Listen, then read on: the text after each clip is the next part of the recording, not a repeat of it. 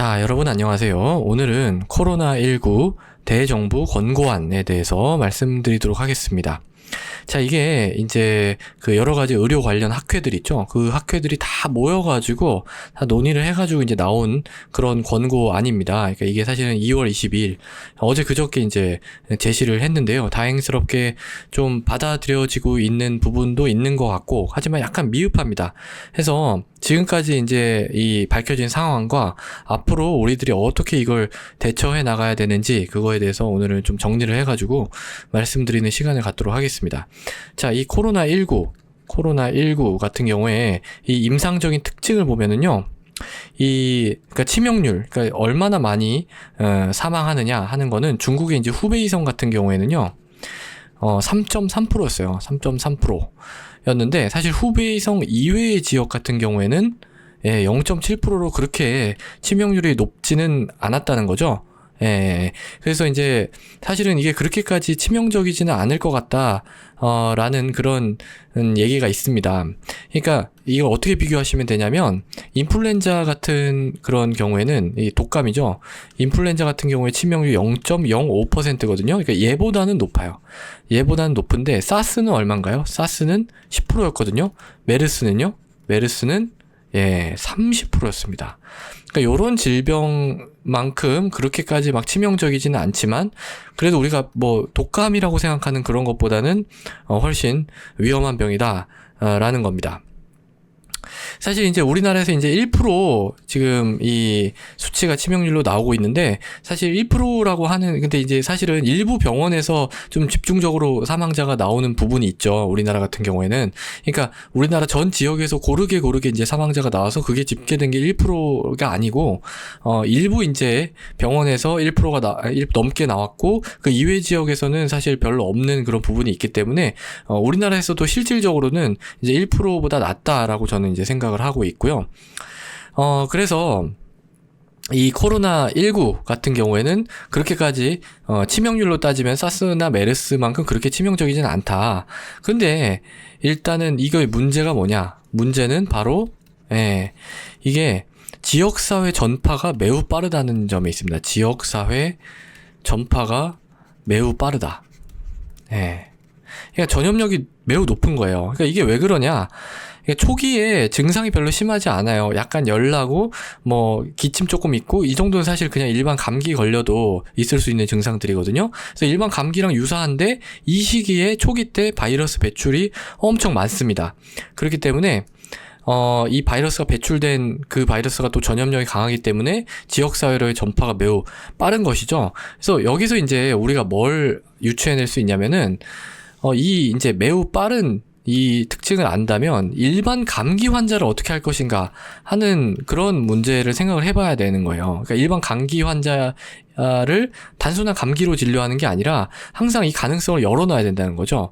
그게 왜냐면은 지금까지는 이제 접촉자 혹은 뭐 중국에서 들어오신 분이라든지 아니면은 뭐 이제 이 특정 지역, 특정 이제 뭐 종교와 관련된 분들이 걸러낼 수 있었지만, 이미 너무 많아졌기 때문에 그런 거랑 크게 관계없이 지역사회에서 막 전파가 일어나고 있는 상황입니다.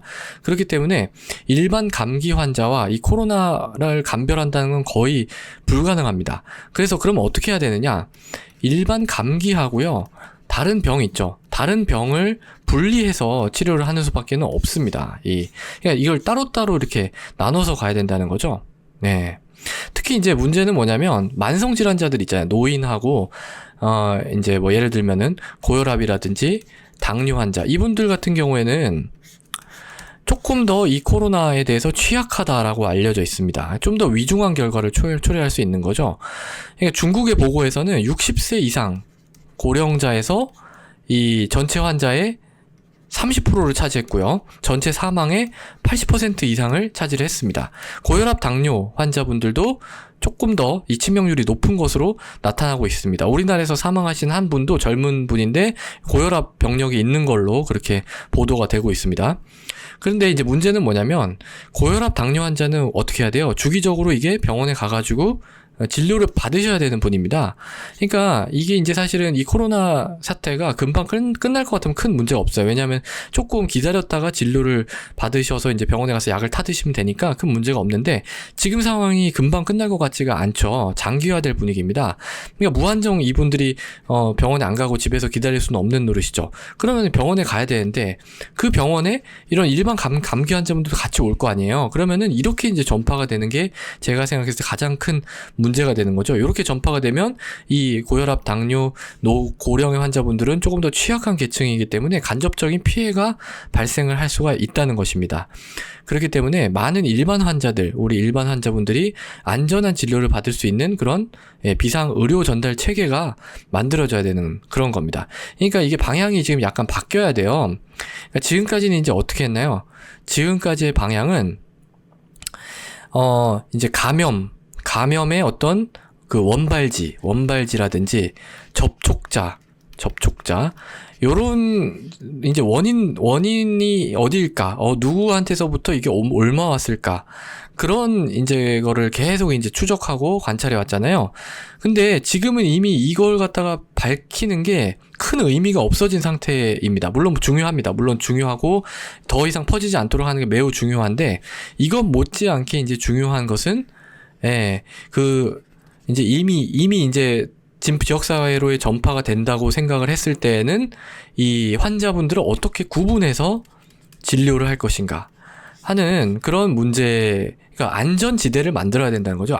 딱 확실하게 이제 안전하게 진료를 받을 수 있는 지대를 만들어 놓고 이제 감기와 어차피 이 코로나 초기화에는 감별이 안 되기 때문에 요 환자분들을 따로 모아서 어디에선가 진료를 해야 된다는 거죠. 그래서 제가 지난번 영상에서는 이 일반 감기하고 이 코로나, 이 구분이 안 되기 때문에 요 경증 코로나 같은 경우에는 보건소에서 좀 진료를 하고 중증, 그러니까 폐렴으로 진행을 했거나 입원을 해야 될 상황 같은 경우에는 지정된 어떤 병원에서 진료를 하는 것이 좋겠다라는 말씀을 드렸고요. 그게 이제 사실 여러 가지 학회의 어떤 기본적인 권고 사항이에요.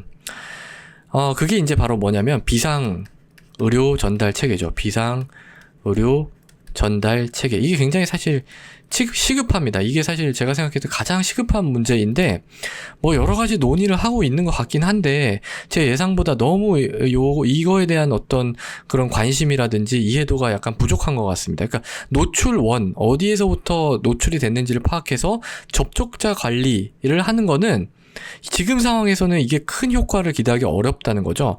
왜냐면 이걸 지금 뭐 몇백 명이나 되는 사람들 다 뭐 어떻게 하고, 그러니까 기본적인 틀을 딱 마련해 놓고, 그건 거기서 이제 딱 멈추고, 지금은 이제 선별해서 진료를 하는, 그러니까 지금 이제 코로나 같은 경우에는 발열이라든지 기침, 요게 이제 주요 증상이잖아요. 근데 사실 기침 같은 경우에는 워낙 원래부터 기침하시고 계셨던 분들도 많고, 그냥 습관적으로 하시는 분들도 있고, 뭐 너무 이제 여러 이제 카테고리가 있기 때문에 객관적이지 않은 부분이 있고요. 열이 이제 객관적입니다. 그렇기 때문에 이 발열과 호흡기 증상 있는 그런 환자분들을 한데 모아서 전담해서 이제 진료를 할 수 있는 의료기관 혹은 보건소를 만들어야 된다는 거죠. 그걸 이제 발열, 호흡기, 전담센터라고 한번 해보면은요.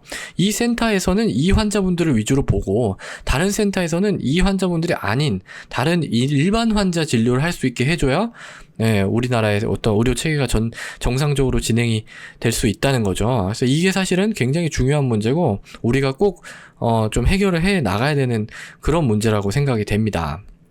자, 지금 매우 어려운 시기고요.